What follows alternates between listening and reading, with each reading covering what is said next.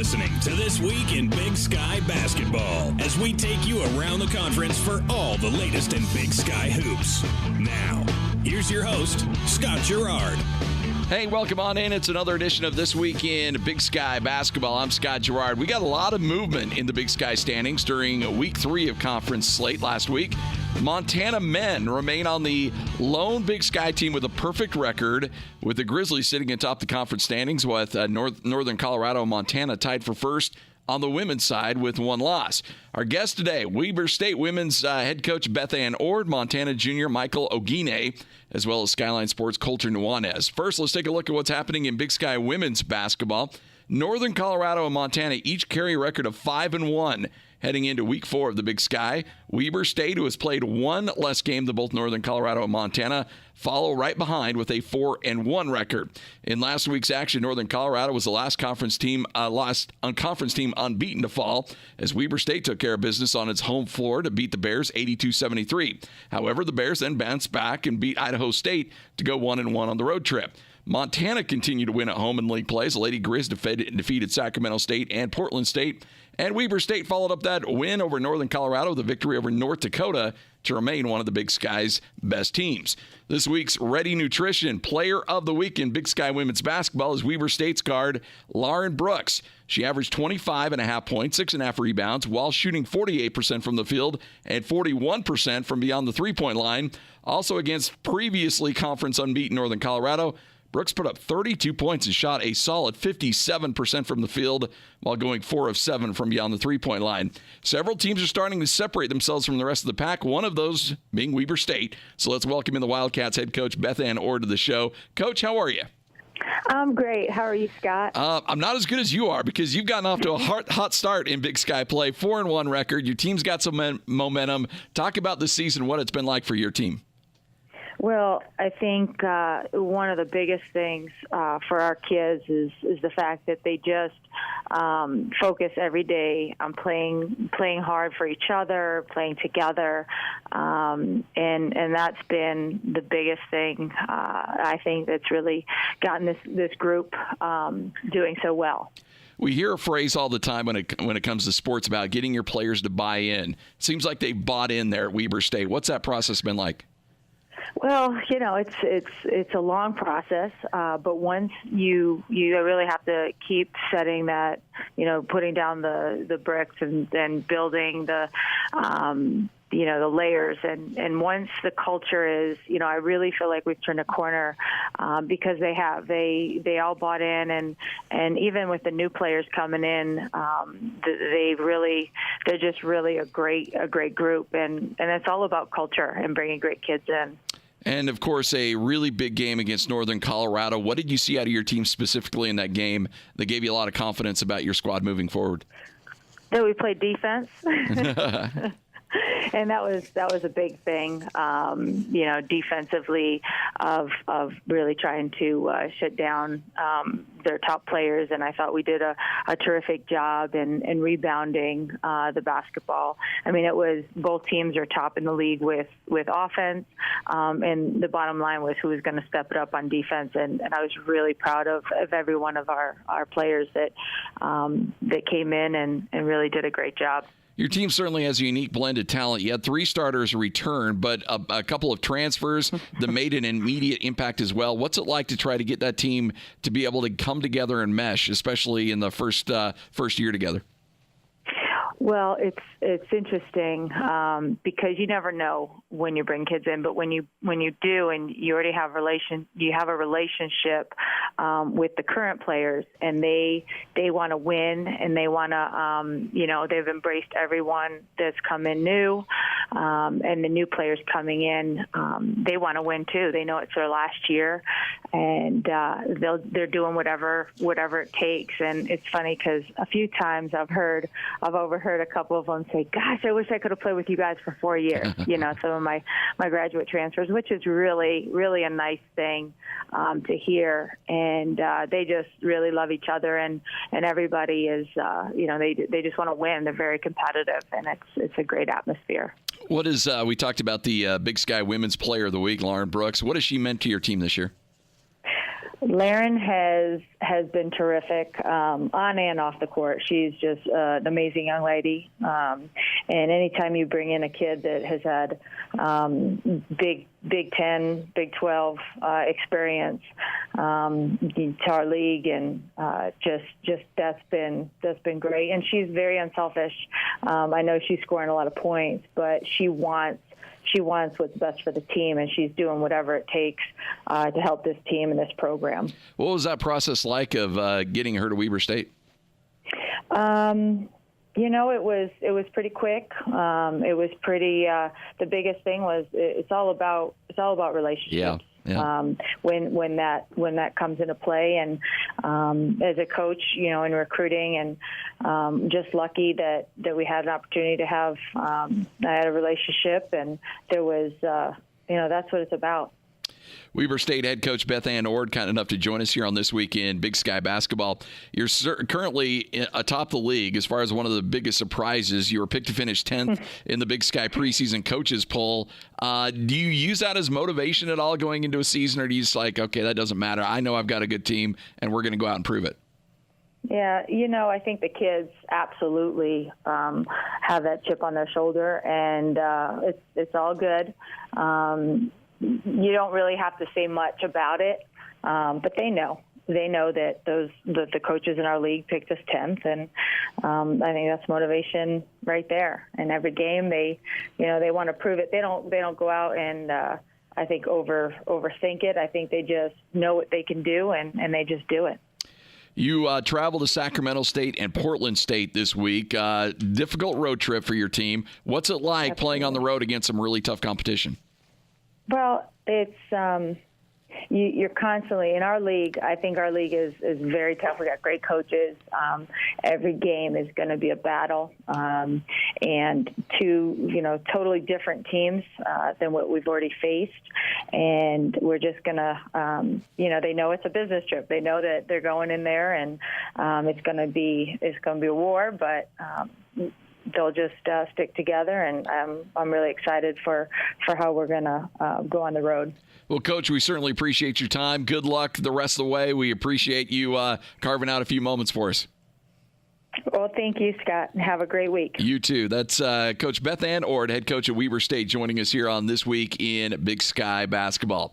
For the last 30 years, Sports Graphics has been a leader in providing signage and services for the top professional and amateur sporting events across the country. That's why the Big Sky Conference is proud to work with Sports Graphics for all of their signage at Big Sky Championships. Sports Graphics, proud sponsor of the Big Sky Conference. We'll take a short break, come back with Montana junior guard Michael Oguine. Also talk about this week's Ready Nutrition Men's Basketball Player of the Week. It's all straight ahead. You're listening to another edition of This Week in Big Sky Basketball.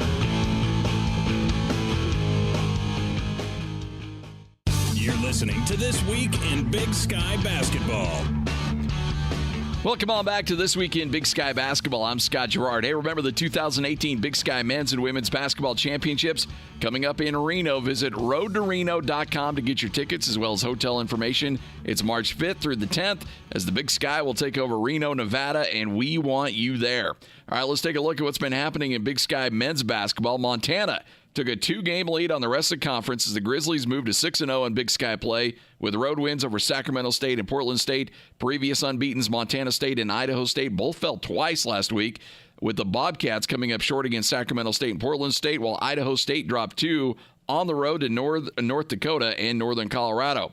North Dakota joined Montana going 2-0 on the week, picking up a win over Weber State. Northern Colorado fell short against the Wildcats for a 1-1 weekly record. So with just one contest on the week, Idaho took down Eastern Washington on the road, while Southern Utah was victorious over Northern Arizona at home.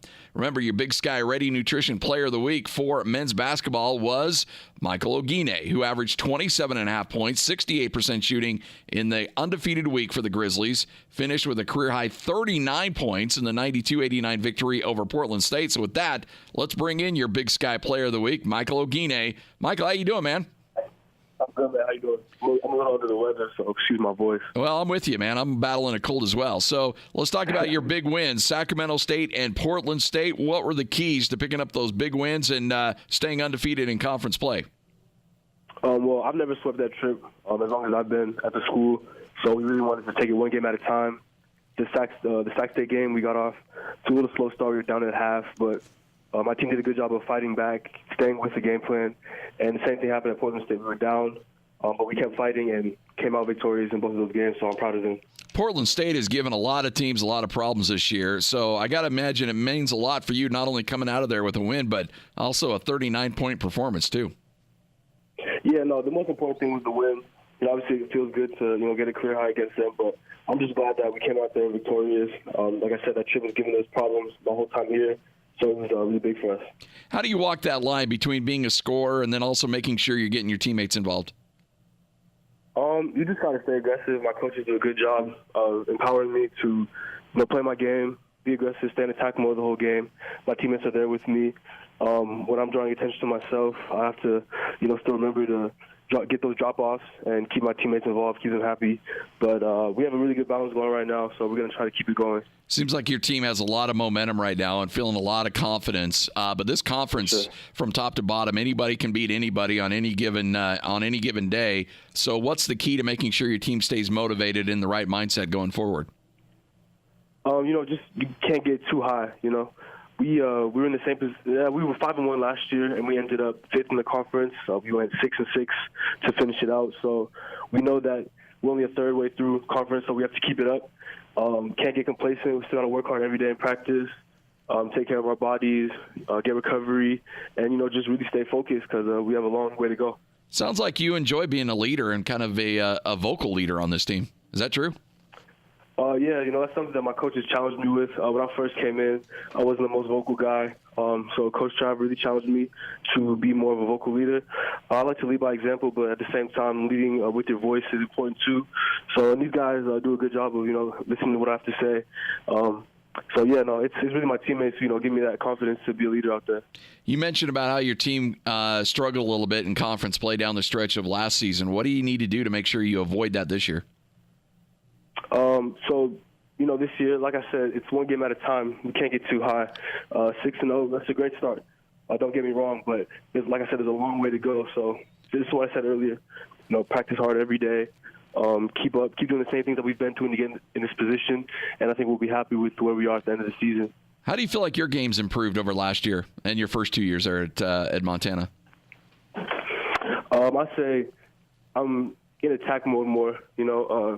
I'd say my first 2 years I would kind of have, times in the game where I would kind of go up and down. I'd have a few possessions where I'm kind of taking plays off.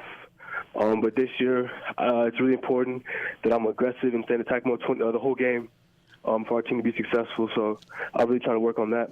When you look at, obviously that town is such a crazed sports town. They love their football. They love their basketball. They love all things Montana Grizzly athletics. Yep. What's it been like getting this season going the way that it has in that community up there? Oh, it's a great feeling. The fans really taking notice, and I really appreciate that. The games have been pretty packed. Same with the Lady Grizz. The support is really great in this community, so I'm really proud of them, and we just got to keep it up. It's a good feeling. I'm looking forward to this weekend against Montana State. That should be a fun one. And if we keep doing the things we're doing, I think I think the community will really get behind us this year.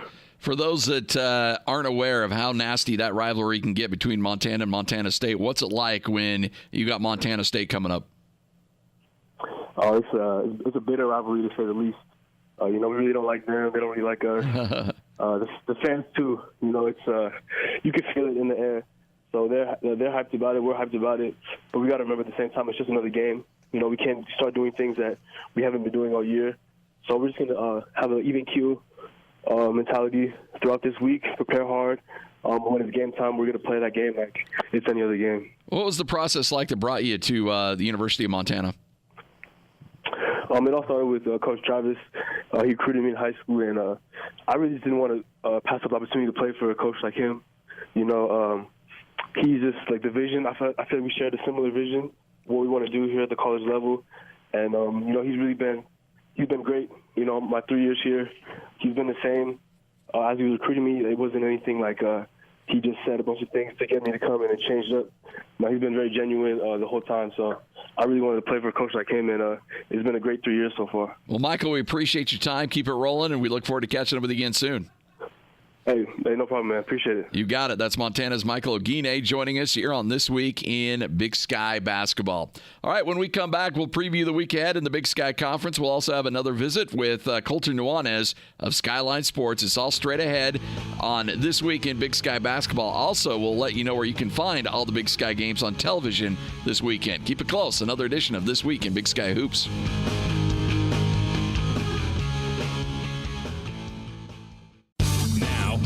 This Week in Big Sky Basketball. Welcome on back. You're listening to another edition of This Week in Big Sky Basketball. Welcome to the final segment of the show. Big Sky Conference, remember, airs all of its live stream sports events on Pluto TV for free, including 700 football, men's and women's basketball, volleyball, and selected soccer, softball, and track and field events. All 11 sports production will also be available on WatchBigSky.com and Pluto TV. 11 Sports is available on various cable, satellite, telco, and OTT providers. And remember, your Watch Big Sky and Pluto TV with this week's Men's Game of the Week. 11 Sports Game of the Week featuring North Dakota and Northern Colorado coming up on Saturday. All right, so with just one Big Sky game on tap this week, North Dakota opens up the week tonight at in-state rival North Dakota State. Also in league play, Idaho and Eastern Washington head south to take on Northern Arizona and Southern Utah. Sacramento State and Portland State also hit the road to take on Weber State and Idaho State. And rounding out the action on Saturday is league leader Montana taking on Montana State in Bozeman. In women's action, Idaho and Eastern Washington play host to Northern Arizona and Southern Utah, while Sacramento State and Portland State welcome in Weber State and Idaho State to the West Coast. Montana State hosts rival Montana on Saturday, while Northern Colorado travels to North Dakota in the team's lone games coming up this week. And remember, every single Big Sky Conference game can be seen on Pluto TV and WatchBigSky.com for free and in high definition. Whether you're watching on a tablet, smartphone, laptop, or desktop, you can access the Big Sky Conference anywhere. So let's go out to the phones. Welcome in Colter Nuanez of Skyline Sports. Colter, my man, how you doing? Fantastic, Scott. How you doing? I'm doing well. So what's it like in that state when Montana takes on Montana State? Well, it's big time, and the rivalry, especially on the men's side, actually I guess on both the men's and women's sides, has really gained some ground because Montana dominated the rivalry, both sides, pretty much this entire decade. But last year, Montana State's women swept the Lady Grizz for the first time since 1992, and the Bobcat men snapped a 12-game losing streak to Montana behind Tyler Hall's epic performance, 37 points in Bozeman. First sellout crowd they'd had in Bozeman in almost 14 years. So that's kind of evened out the rivalry. It gives Montana now a little bit of chip on their shoulder heading into this rivalry.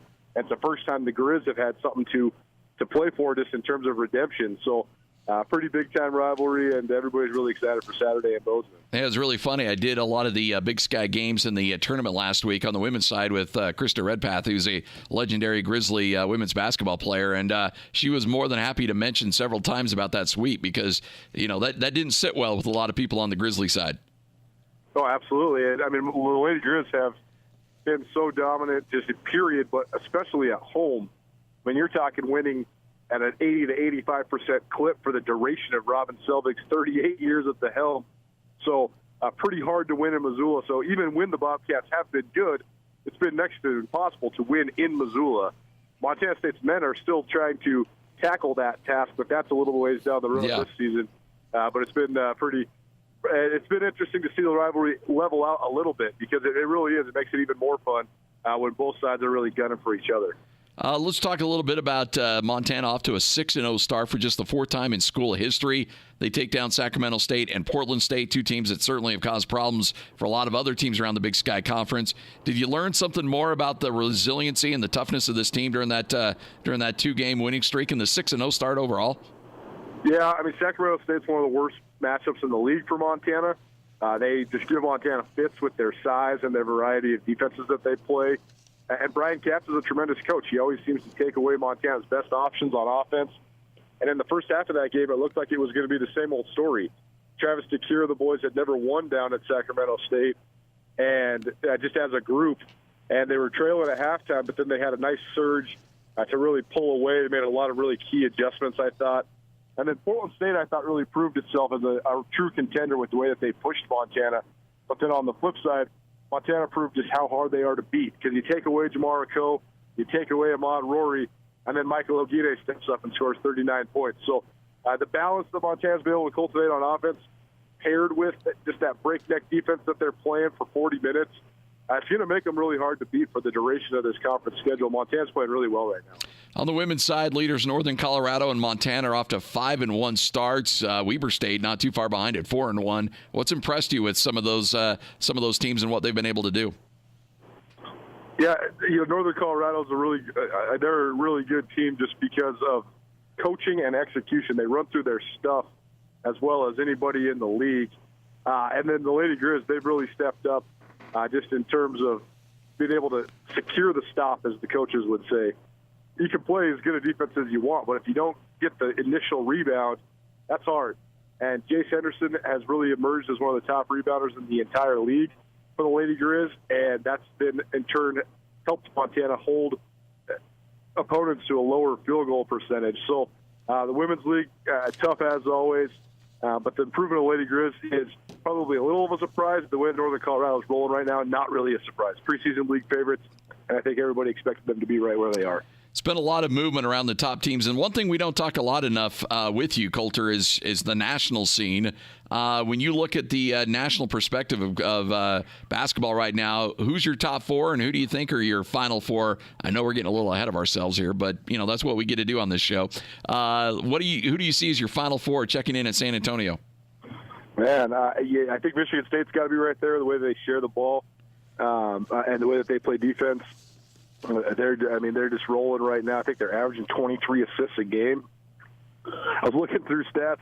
Portland State's getting 18 assists a game, which is an amazing number, and they're 5 behind Michigan State. So that shows you just how dominant Michigan State's been just in terms of ball movement. Duke has got to be there. Marvin Bagley is just tremendous. He's incredible to watch. And even though they're only starting 4 freshmen, they just continue to reload. And I think Oklahoma has to be in the mix there. And then as far as the West Coast, you're seeing in the West every level of basketball in Division I, from the Pac-12 to the Mountain West to the Big Sky. You're seeing basically a spreading out of talent. I think that there's so many good coaches out West, and people are doing such a good job of selling their school, and there's so many schools that have such great things to offer that you're seeing this just kind of dilution's maybe the wrong word, but spreading out of talent. And that's why there is 9 teams on the men's side of Big Sky basketball that really are contenders.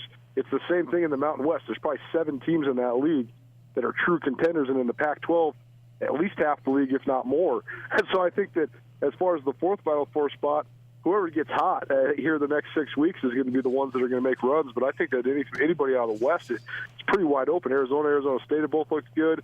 UCLA is a building team. Washington, but there's a ton of talent everywhere across the West. So I think that side of the bracket is probably wide open. Well, Colter, we appreciate your time as always. Great stuff, and thanks for joining us. Hey, appreciate it, Scott. That's the great Colter Nuanez of Skyline Sports. I want to thank him as well as some of our other guests. Bethann Ord, head coach at Weber State, their women's basketball team, and Montana junior guard Michael Oguine. Also, big thanks to Austin Horton and the executive producers of This Week in Big Sky Basketball, Blake Barrington and Lee Williams. I'm Scott Garrard. Enjoy all the games coming up this week, and we'll be back with you next week for another edition of This Week in Big Sky Basketball.